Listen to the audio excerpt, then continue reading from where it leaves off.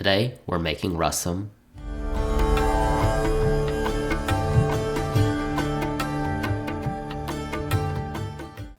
Rasam is traditionally a light, refreshing dish served between heavier courses in a South Indian thali meal.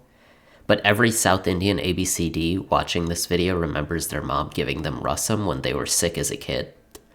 Rasam is a South Indian auntie's chicken noodle soup. If her kid is sick, you know she will feed her kid piping hot rasam. I'll show you how to make it now. You'll need 1 roma tomato diced. You can also use half a beefsteak tomato diced, 2 cloves of garlic, 1 tablespoon of vegetable oil or ghee, about 10 curry leaves torn up, and a few drops of lemon juice or tamarind concentrate. You also need these spices: half a teaspoon of mustard seeds, a pinch of asafoetida, half a teaspoon of turmeric powder, half a teaspoon of cumin powder, half a teaspoon of ground black pepper, and half a teaspoon of salt. If you need any of these ingredients, I have links to buy them in the description below.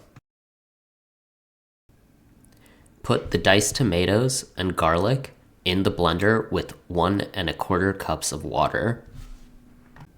Then blend it to a water-like consistency. Set it aside when you're done. Heat your pan to medium heat. We're going to start out with a tarka, or as many communities in India call it, chalk.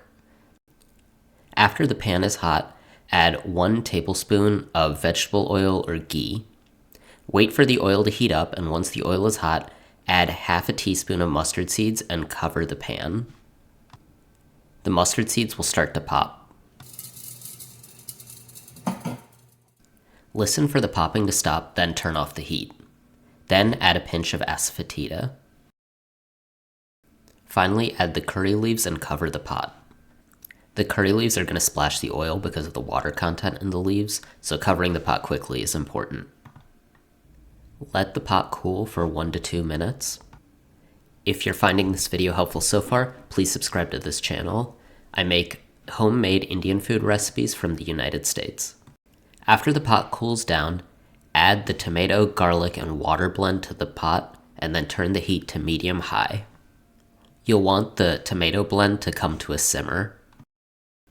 As the rasam is heating up, add half a teaspoon of salt, half a teaspoon of turmeric powder, half a teaspoon of ground cumin, and half a teaspoon of ground black pepper. Today's Cook Like an Auntie spice level is kid-friendly, or as my mom says, I didn't add any spice to this one.